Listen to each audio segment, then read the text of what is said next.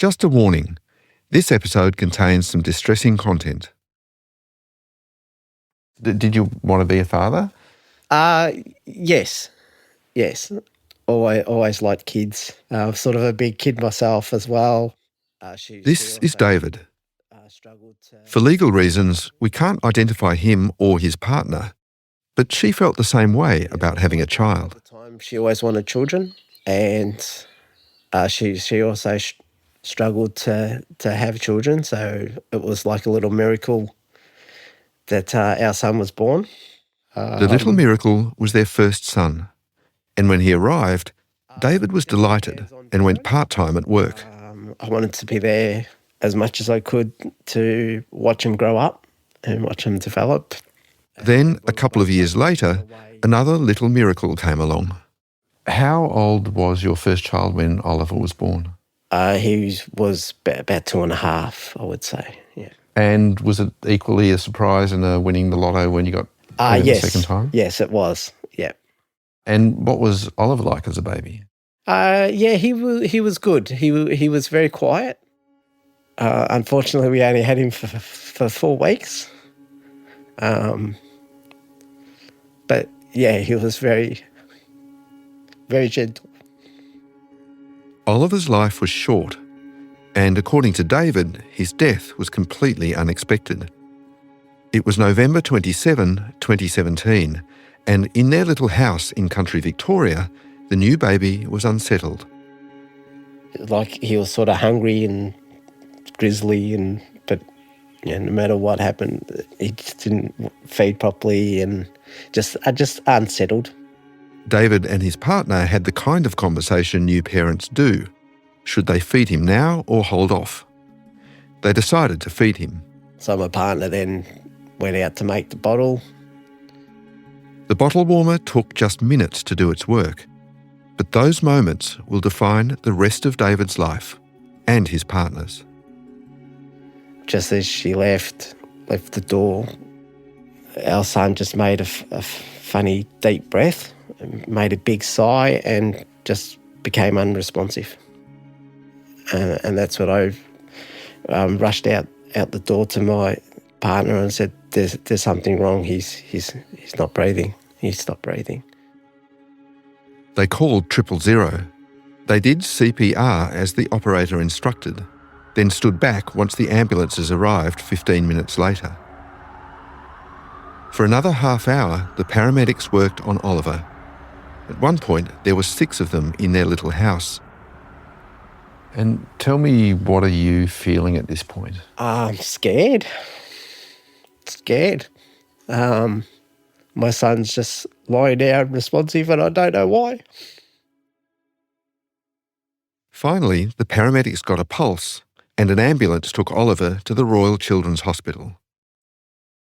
Up until that point, what did you think about the Royal Children's Hospital and the kind of treatment he'd get there? They say the Royal Children's Hospital is the best place in the world for kids. So we know, well, he's going to the best hospital in the world. They can hopefully, find out what happened and, make him better. But after doctors had examined Oliver, it was anything but a safe place for David. Oliver had the triad of clinical findings. Remember the subdural hemorrhage, the retinal hemorrhage, and brain swelling that forensic doctors view as pointers to abuse. It was enough for one doctor to quickly conclude that Oliver was almost certain to have been shaken. 2 days after he was admitted to hospital, Oliver was declared brain dead. David and his partner agreed to donate his organs, and his life support was switched off the following day. If you can, tell me what that moment was like. Horrible. Worst day of my life. Having to say goodbye to your son. I think no one in their world should be able to say goodbye to their son or daughter like that. And to know that we only had 4 weeks with him was just heartbreaking.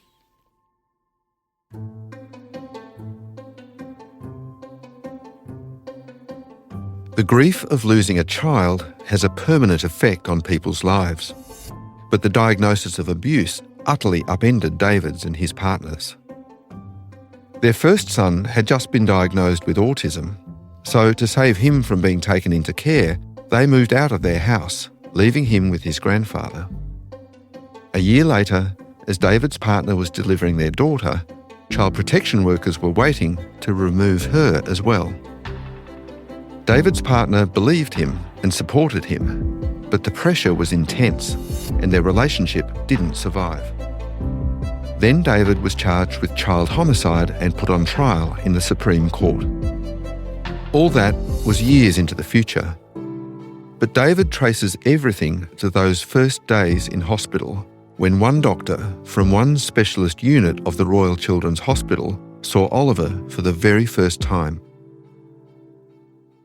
The first time we met that doctor, she came rushing into the room, didn't introduce herself, went straight over to Oliver.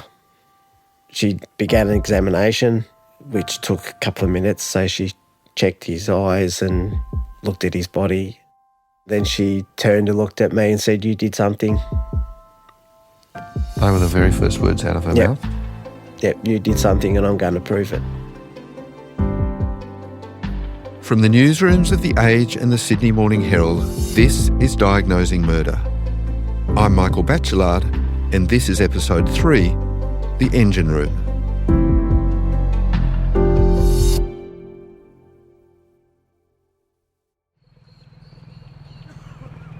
So we're outside the front of the Royal Children's Hospital.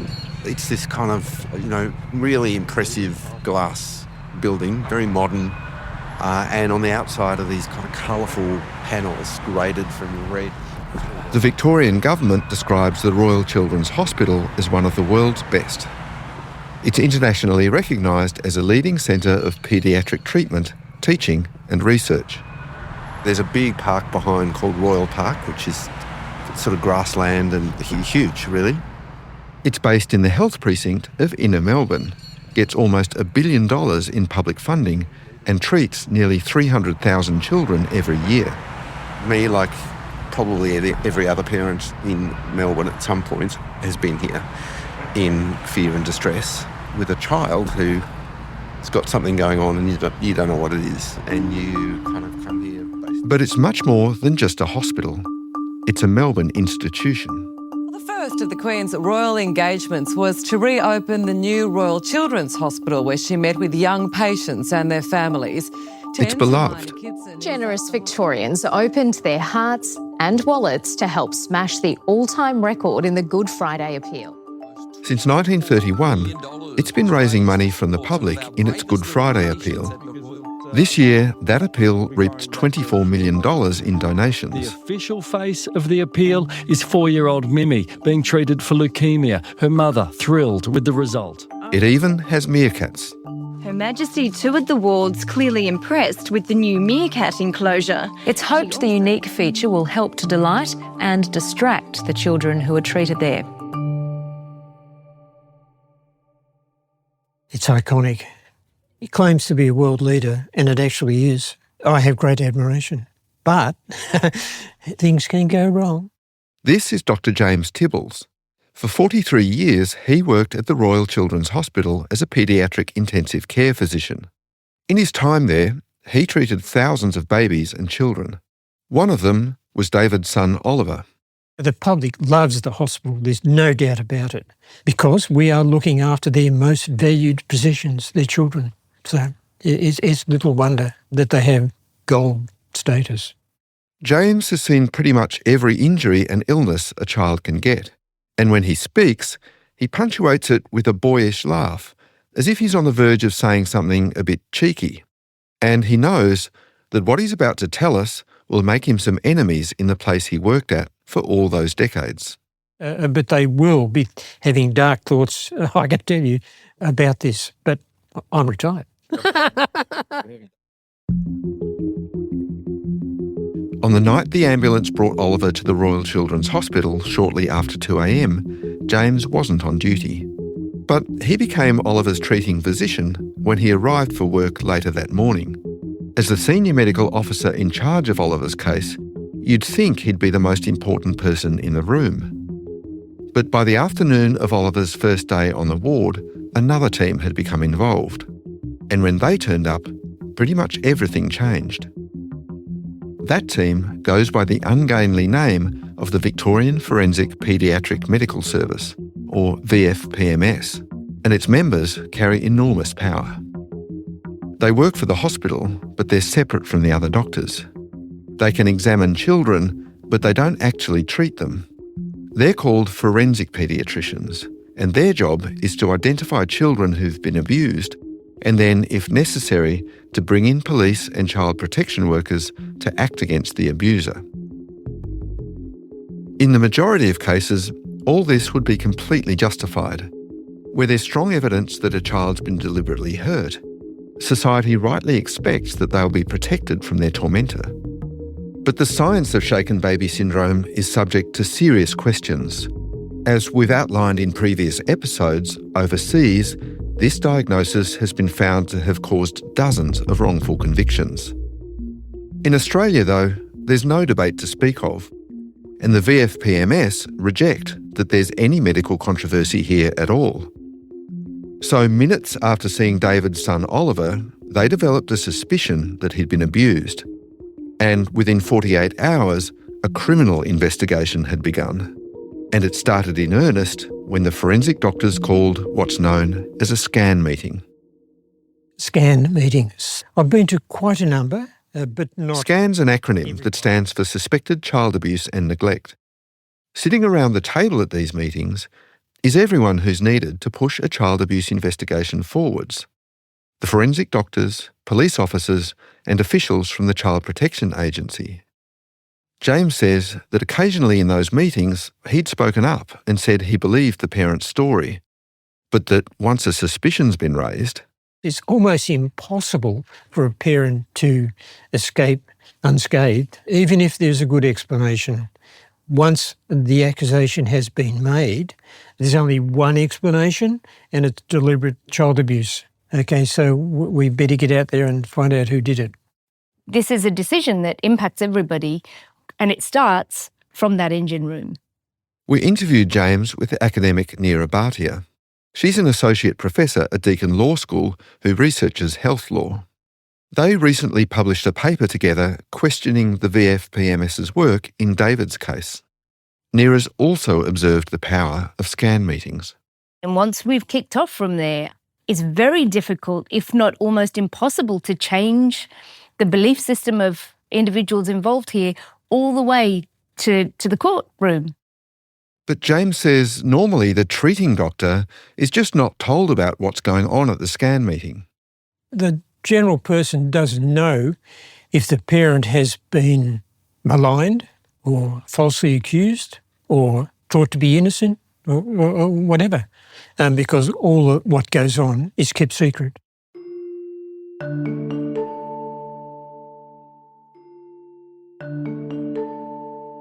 The discipline of forensic paediatrics grew out of the recognition in the 1960s that some parents abused their children.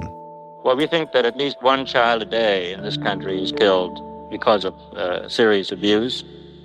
And since 2006, the VFPMS has been based at the Royal Children's Hospital.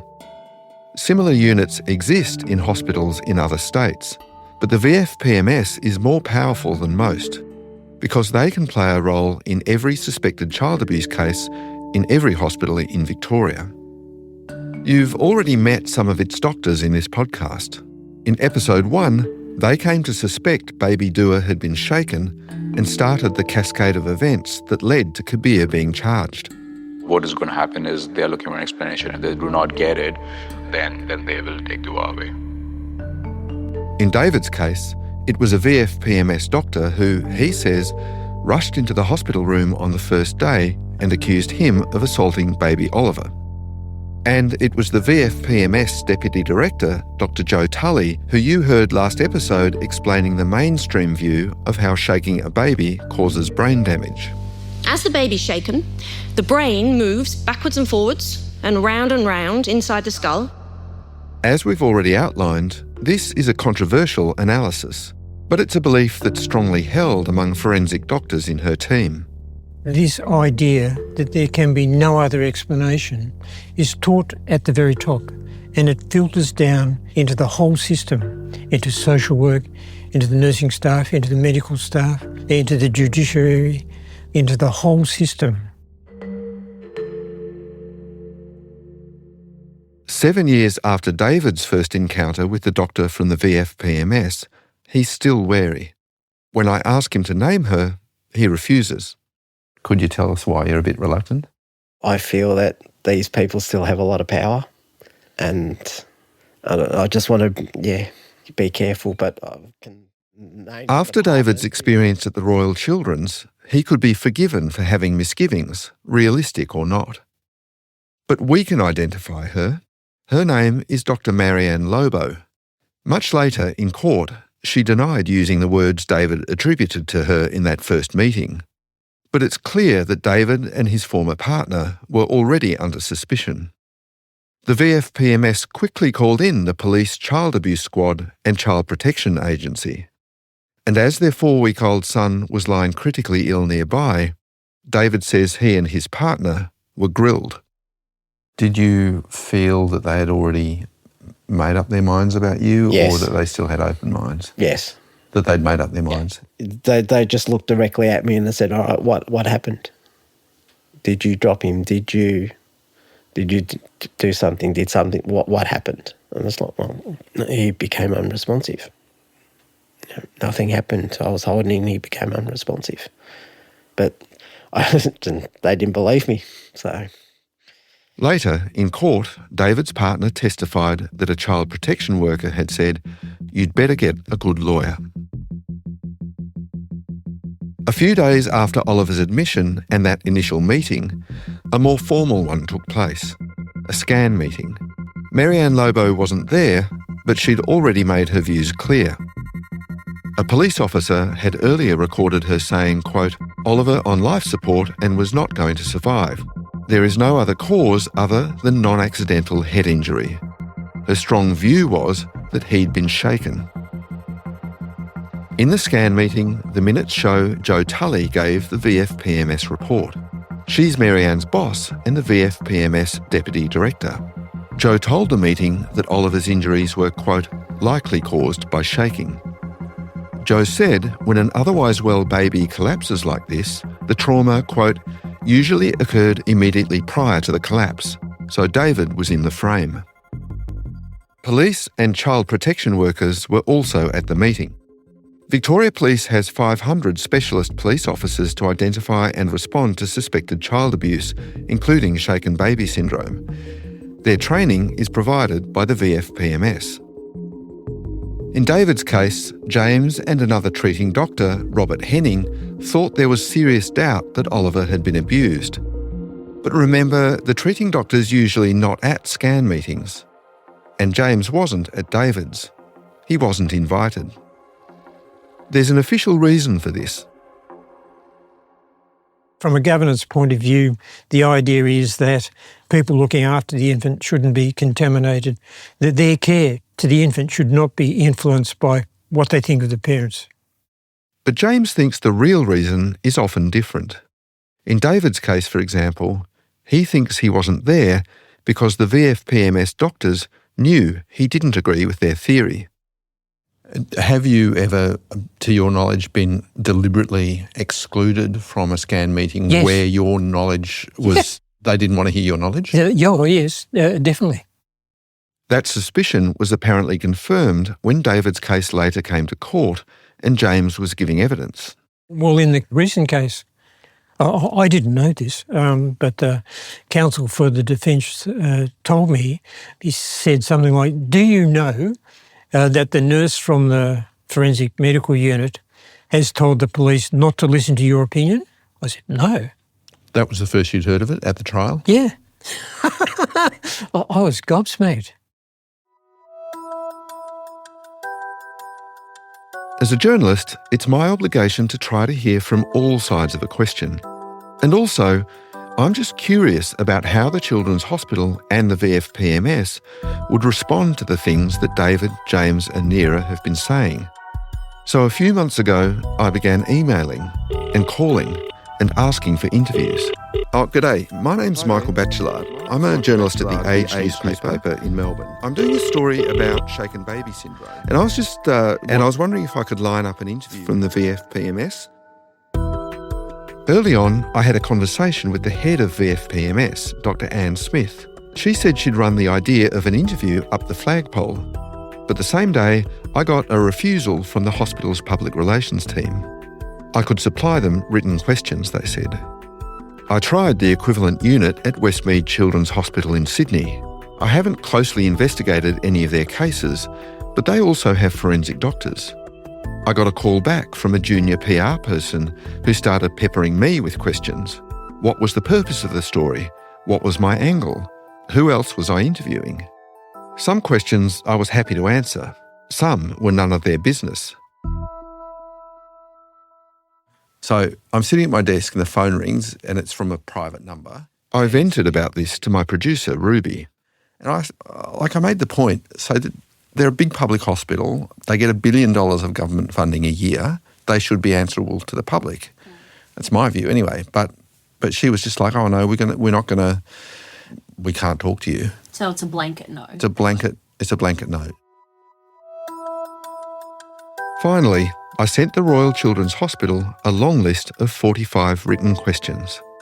In reply, I got an emailed statement. It said they couldn't discuss any individual cases for privacy reasons.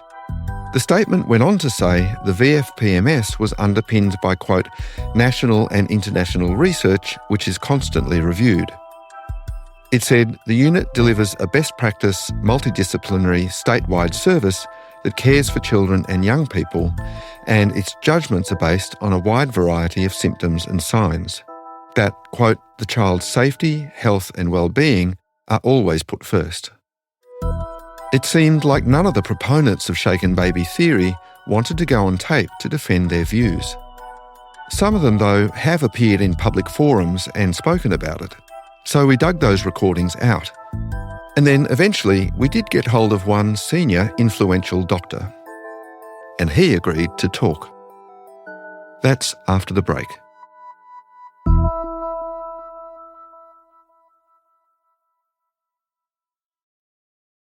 My name is Kim Oates. I'm a paediatrician. Kim Oates is retired now.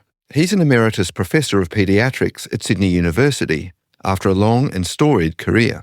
I trained in Sydney, London and Boston, and I've worked at Children's Hospital in Sydney pretty much all of my professional life. The roles there have included Head of Child Protection, Professor of Paediatrics and Child Health, and my last role there was as Chief Executive of the hospital.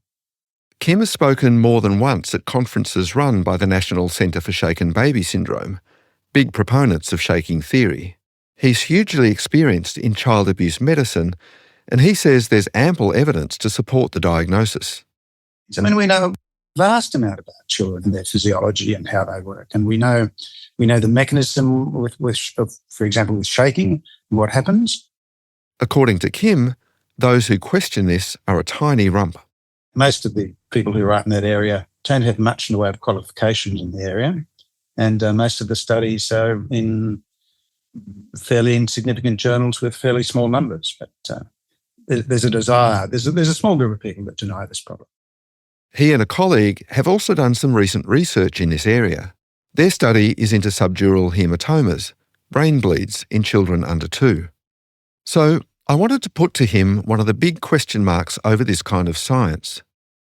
You heard about it in episode 2, when some were arguing that the evidence base for shaken baby syndrome was weak because it was based on something called circular reasoning. One of the accusations that the opponents of this diagnosis make is that the reasoning is circular. The selection of the cohort that we say has been abused is the people with these symptoms. Yeah, I find the circular reasoning argument not very helpful at all. We looked at subdurals. We looked at every subdural we'd seen in 10 years. And we looked at those that were accidental and those that we thought were non-accidental, and we compared the two. So we didn't really have a circular argument, although the ones that were thought to be non-accidental probably been diagnosed non-accidental, of course. Right, so that's the question though, isn't it? You think they're non-accidental and then you look at them and they have these symptoms, so you say, well, yes, they're non-accidental. Yeah. Isn't that the circularity? But what else can one do? There's no other way. There's no other way I can see of doing this. And the people who do this they've seen a lot of cases. They're pretty experienced, most of the paediatricians, especially the forensic ones now. The people who do it full time that we have, they're not. I guess the accusation against them, though, is if they've been schooled on the circular argument that they themselves are diagnosing on circularity. Yeah, well, I think a good argument, certainly I've always taught in child abuse, you've got to approach every case with an open mind. And an open mind means open to the fact that it is abuse and open to the fact that it's not abuse. Just once you jump to conclusions, you exclude all the bits that don't fit in with your diagnosis. That's bad medicine. And I think the closed mind is very dangerous in any branch of medicine.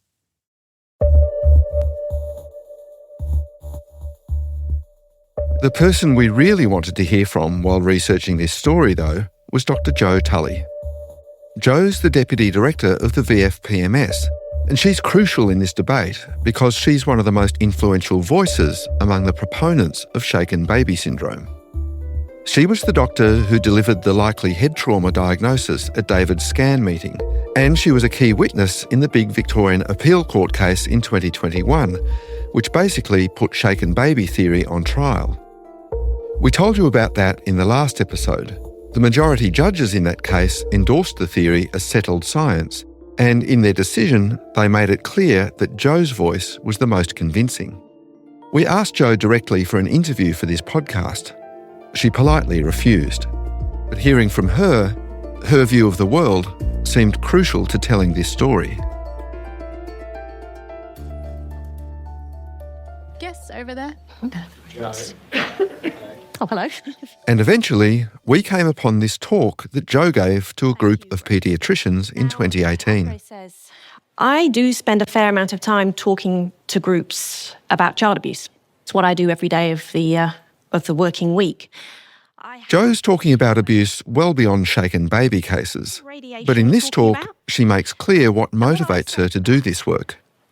Is that failure to identify that occult bony injury, failure to identify that thin-laid subdural, is failing in our duty as advocates for these children. And that failure allows that child to perhaps go home to a household where the abuse will continue and they may be killed.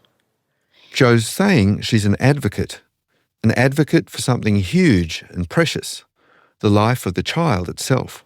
Now, Protega Maxima, that was the magical shield spell that was cast over Hogwarts to protect Harry and the other students from the Death Eaters and the Dementors. As she speaks, Jo makes a comparison to the magical world of Harry Potter. What's the magical shield for abused kids? Is there one? The shield, she concludes, is the work of the Child Protection Service, police, and doctors like her. She says it's a tough job. Now, this work isn't easy, and I do it every day of the week. You need to be prepared to be criticised, to be scrutinised. You need to be prepared to be questioned. And I think it almost feels sometimes that you need to sort of don this psychological suit of armour and into battle you go. And I think that takes some bravery. As Jo's saying this, a slide flashes up on the screen behind her. It shows a knight in armour on a horse that's rearing up, and another image that shows bravery as the antidote to fear. She says child abuse is much more common than we think, and that means doctors should always be on the lookout for it, vigilant, if not suspicious. An example that I think we often see of what I would call rather loose language in this area is the fracture was consistent with the fall. Okay, good, great, done a job, go home. Except there is one huge gap in that statement. And that's what else could that fracture be consistent with? Could the fracture be consistent with a kick to the thigh? Could the fracture be consistent with being thrown against the wall? Could the fracture be consistent with a forceful twist? How are we going to sort that out? Well, this is how we're going to... Jo goes on to say that she applies her suspicions of abuse far beyond the direct medical observations. We go on a huge information gathering exercise in VFPMS. We ring school teachers, maternal and child health nurses, kindergarten teachers, anyone we can think of to try and build up a picture of this child's life. In drawing all this together, what the parent or carer says happened is a factor, but it's just one among many. We may say the story provided by the carer of the fall is likely to explain the fracture. Or we may say we simply cannot determine. And all of those are okay, provided they're right. This is not a time for guesswork. This is really not a time for subjective opinions. This is a time to get it right. Jo says forensic doctors must bring certainty to their diagnosis. And when they give their advice, they need to be clear and communicate that certainty. I think we need to write reports that carry impact, that are explicit, but that are 100% right 100% of the time. So how does all this apply to shaken baby syndrome? Well, for a start, Jo says it's not called that anymore. She now prefers inflicted head trauma. Others use abusive head trauma. These terms also include the possibility of impact to the head as well as simply shaking. The words the triad have also fallen out of favour. Some participants in this debate now say that term is a straw man, which misrepresents the true diagnostic process. They're now more likely to say they look at a whole constellation of medical findings and then perform what they call a differential diagnosis. This means considering all the signs and symptoms, including alternative conditions, and only then making a diagnosis of shaking. But at the end of her talk, Jo speaks about a man called Joby Rowe, who had recently been tried for the child homicide of his daughter Alana. Jo says the baby had presented with subdural hemorrhages, retinal hemorrhages and severe brain swelling, what is colloquially known as the triad, indicating violent shaking. Remember, Jo says they don't use the triad anymore. But it seems that in the courtroom that term was alive and well at least until 2018. Partly as a result of her evidence, Joby Rowe was found guilty and sentenced to 9 years in jail. 26-year-old Rowe said something is wrong with Alana. He's always maintained he wasn't violent. After 2 Supreme Court trials... Now, to our knowledge, that's the first successful conviction for a triad-only case in Victoria. And I think it came about as the result of rigorous examination of the medical evidence, which actually could stand up to that scrutiny. Whatever you call this syndrome, Jo, the VFPMS Deputy Director, believes it's settled science. And in her mind, the problem is much bigger than even she knows. And this is from another talk she gave to a different audience.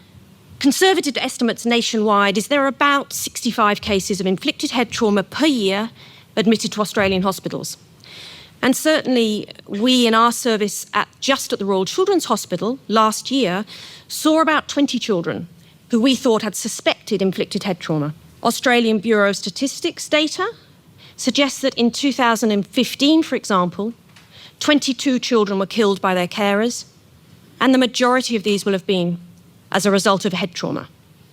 And this is really only a little less than children who die from medical conditions such as diabetes, asthma, cancer combined. And these figures are almost certainly the tip of the iceberg. How many are missing? Well, I don't think we will ever know. Why does she say so many cases are missed?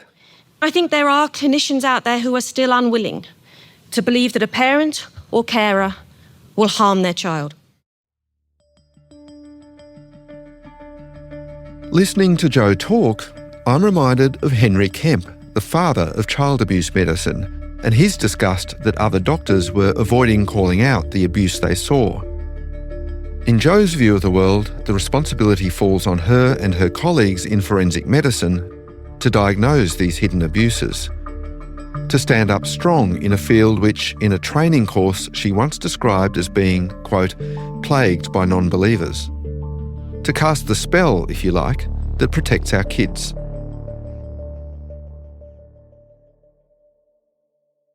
When I've told people with some trepidation that I'm making this podcast, I've often felt really strong resistance. Of course, shaking a baby can kill them, they say. It's common sense. And one question I get asked is, well, if it's not shaking, then what is injuring their brains? Well, to start with, small babies sometimes die. And of those who do die, which includes babies said to have died of shaken baby syndrome, the second leading cause of death is other ill-defined causes. This is Professor Stephen Cordner. And the third leading cause of death actually is sudden infant death syndrome, and that's essentially we don't know why your baby died. Few forensic doctors in Australia would be more highly regarded than Stephen. He's retired now. He's an emeritus professor at Monash University. But for 27 years, he was the forensic pathologist who ran the Victorian Institute of Forensic Medicine. It's a government-funded body that provides independent medical and scientific advice to the justice system. And he's making the point that when small children die, very often the cause remains a mystery. The number one cause of death, by the way, is a host of genetic illnesses and conditions relating to pregnancy and birth. This includes what in the first episode we called birth trauma.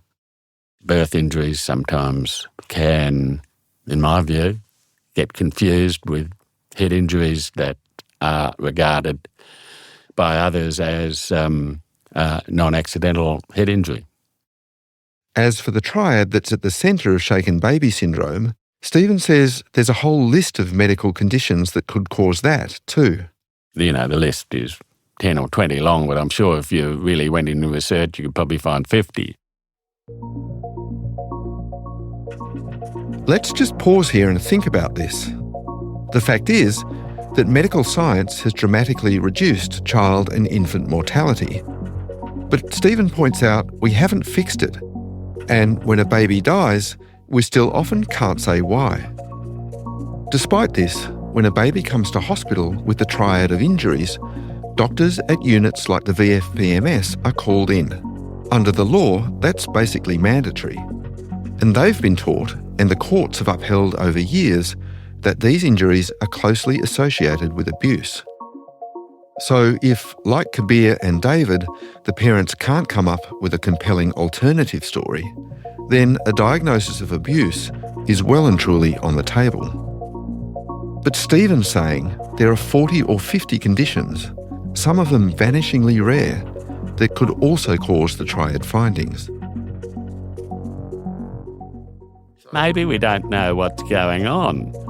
Maybe it's a mystery, not abuse. Maybe it's a mystery. Maybe it's a mystery.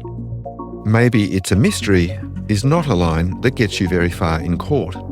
Because courts, like Joe Tully, who we heard from earlier, demand certainty. It's right there in the words beyond reasonable doubt. And Stephen just doesn't think that doctors alone are equipped to deliver it.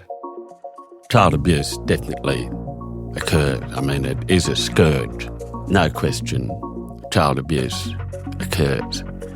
The real issue is how well can medicine diagnose it? Stephen's never spoken out publicly about shaken baby syndrome before, but he's agreed to talk because he's seen what he believes are people who've been wrongfully convicted, and he wants to prevent future wrongful convictions. I mean, I think that's why I'm here. Stephen and I agree that everyone in this field has the best interests of children at heart, but he also thinks those good intentions can sometimes go wrong, especially when doctors encounter the legal system, that they may be thinking, oh, look, I'm a soldier on the front line against hidden child abuse, and if there's a few casualties along the way as we send these child abusers off to jail, well, they're just collateral damage in a greater cause. And is that how you think some doctors treat this issue? I do. Stephen's particularly concerned by triad-only cases. He thinks those 3 clinical findings are just not enough to diagnose abuse. And don't forget that the allegation is that the child has been violently shaken.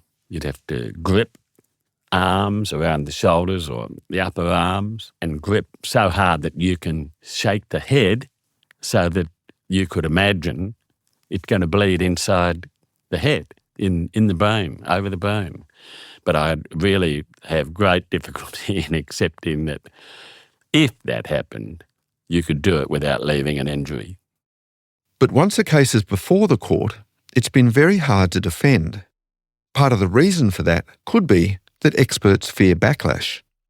Is part of it, do you think, a fear on the part of sceptics that they might be painted as apologists for child abuse. Possibly, yeah. And having to deal with very solid consensus at the Children's Hospital. So, you're fighting against a very powerful and, world-class institution.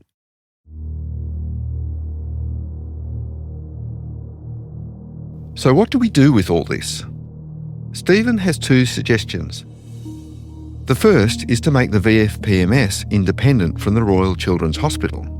In the hospital, he suspects that because they see themselves as advocates, forensic doctors might have a tendency to favour an explanation of abuse over an unknown cause. Stephen's instinct is that those high-stakes decisions would be better dealt with by doctors who aren't employed by the organisation that's also treating the child. Because the hospital's got a bit of skin in this game, and the parents, and there's need to be perhaps independent of everybody to properly approach this issue. It's tiger country. Tiger country? It's dangerous sort of medical territory, I think. Stephen also thinks that leaving this decades-old medical scientific controversy to be decided case by case in the criminal courts is the wrong approach. Lay judges, juries and lawyers simply don't have the expertise. He's calling for an open inquiry where doctors, scientists and lawyers examine the question, what can courts safely make of triad-only cases? That's why I'm here. I think sorting this out in the courts is hopeless, with the greatest of respect. And you feel a responsibility to speak publicly about it? Well, I think people should know that there isn't totally impenetrable medical scientific fence around defending this position, yes. But if an inquiry is what Stephen wants, he'll need to get it over that same high fence. And so far, even for a man of his eminence, that's proven too big a task. He tells us of a conversation he had with one senior doctor to try to get her institution to back the idea. But she absolutely, unequivocally said if there is any weakening of the line against child abuse, don't want to be involved.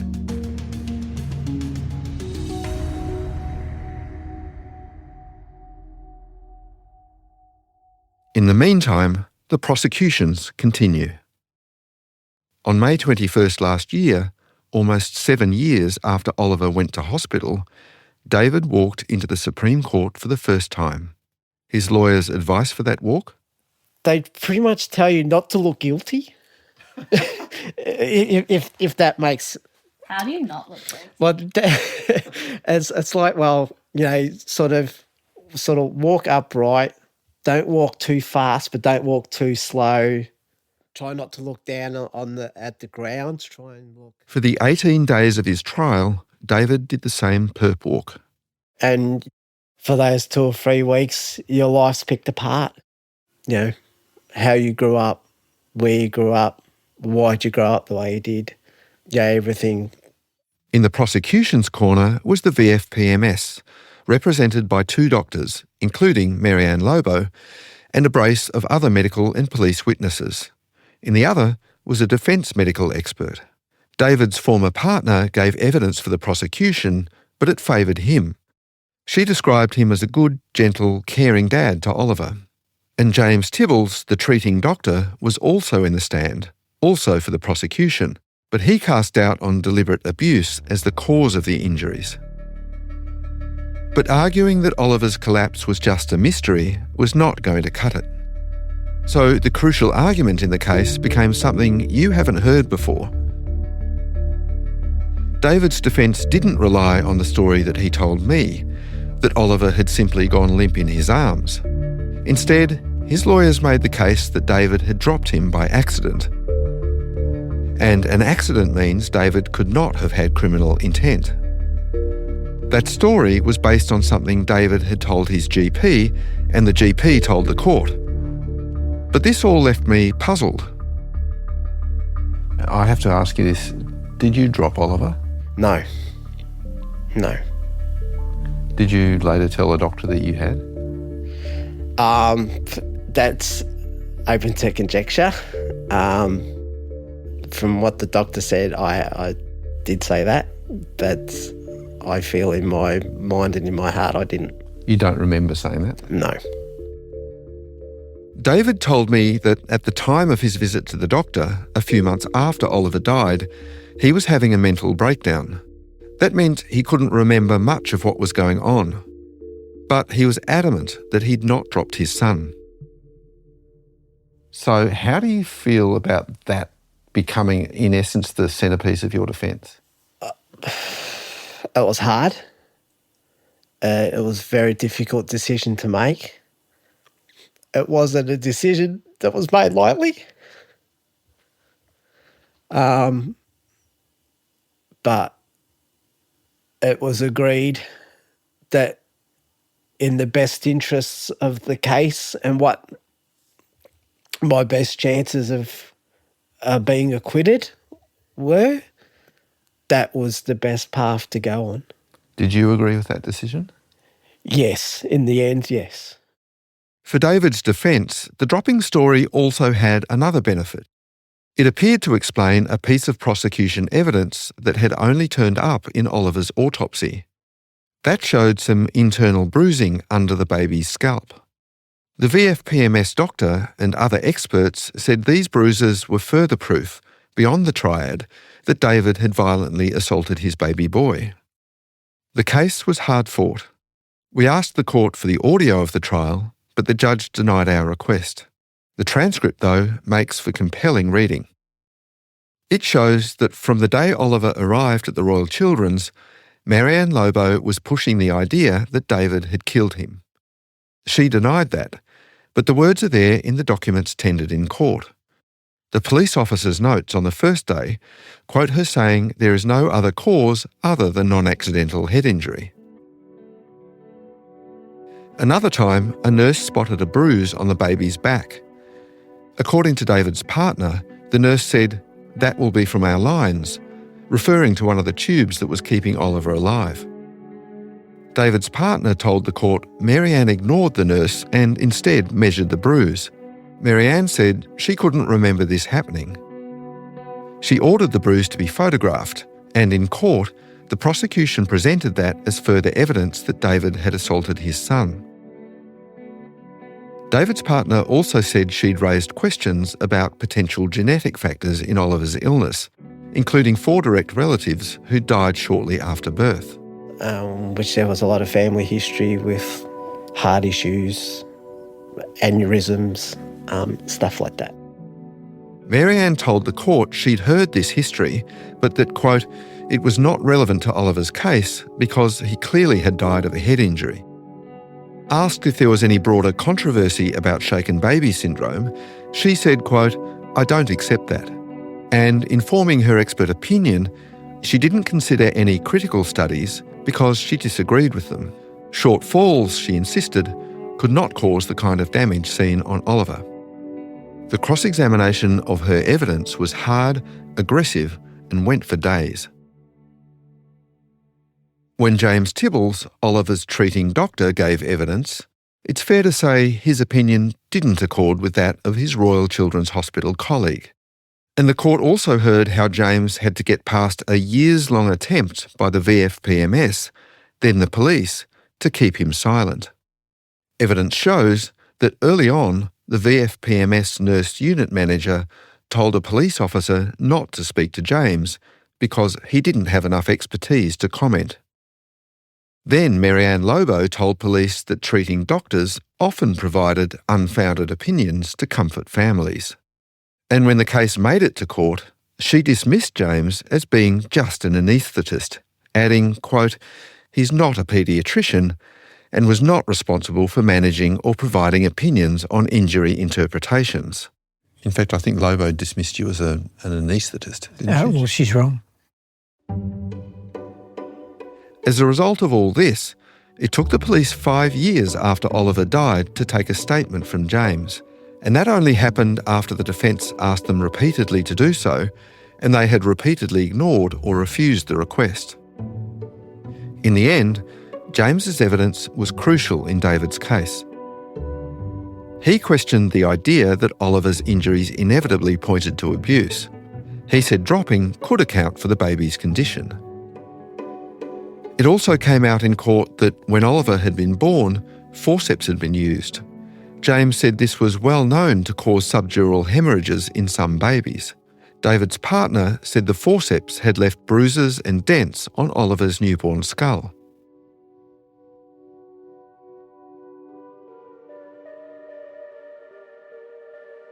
So did medical or genetic factors play a role in Oliver's death? James didn't conclude that, and on the basis of blood and other tests, the VFPMS doctors say they excluded various other known causes. But did Marianne Lobo's quick belief that Oliver had likely been assaulted prevent a deeper medical investigation? We'll never really know.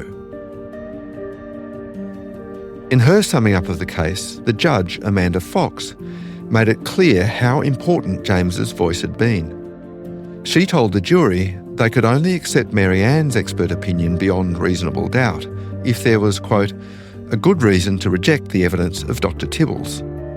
If there was no good reason, then David should get the benefit of the doubt.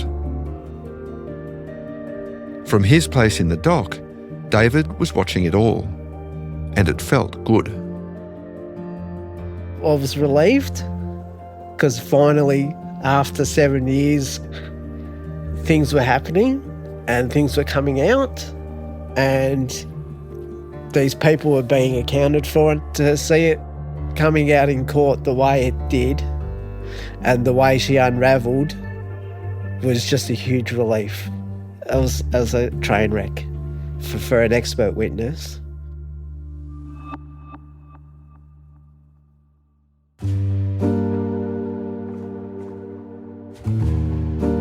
When the jury came back, David was acquitted of all charges.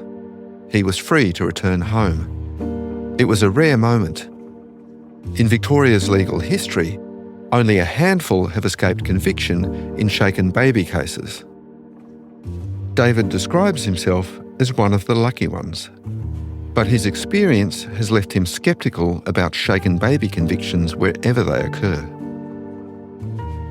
There's a lot of innocent people in prison and incarcerated for things they haven't done. And I admit I'm one of the lucky ones. For his part, James Tibbles says he's speaking up because there was too much he ignored when he worked at the hospital that he now wants to set right. Throughout my career, I often come home and thought, well, shit, that's wrong. What can we do about that? Nothing. I've got 20 patients to look after tomorrow. I'll concentrate on them. The consequences of ignoring these problems are big. They might think they are looking out for the best interests of the child here, but they're not.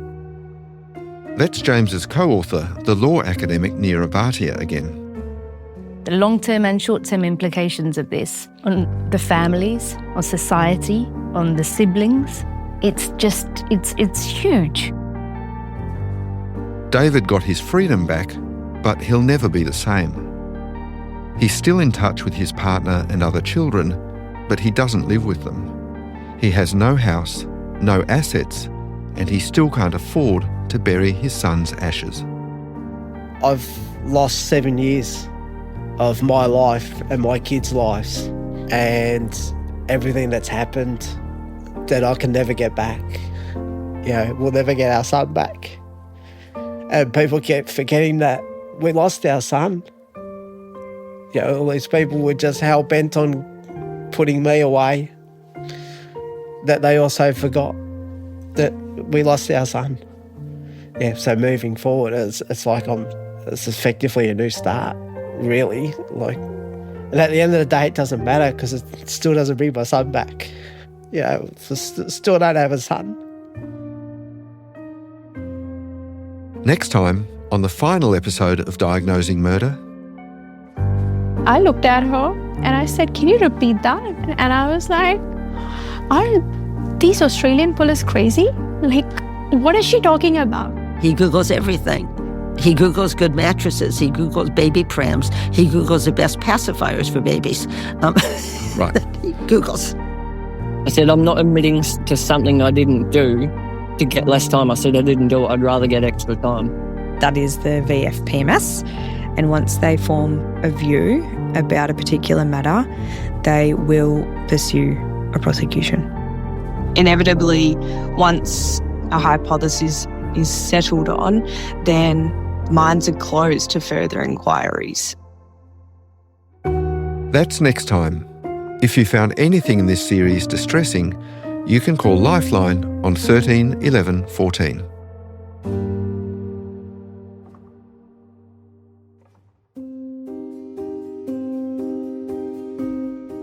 Diagnosing Murder is a production of The Age and Sydney Morning Herald. It's hosted and reported by me, Michael Batchelard. Ruby Schwartz executive produced the series. She's also the head of investigative podcasts. Julia Carr-Katzel was a producer on the series. Mixing by Martin Peralta. Editing from Patrick Elliott, The Age's editor, and Matthew Dunkley, the deputy and investigations editor. Additional editing by Catherine Winter. Special thanks to Lisa Muxworthy and Luke McElveen. Subscribe to Diagnosing Murder to make sure you don't miss an episode. Subscribe to The Age and the Sydney Morning Herald to read articles about this issue. Thanks for listening.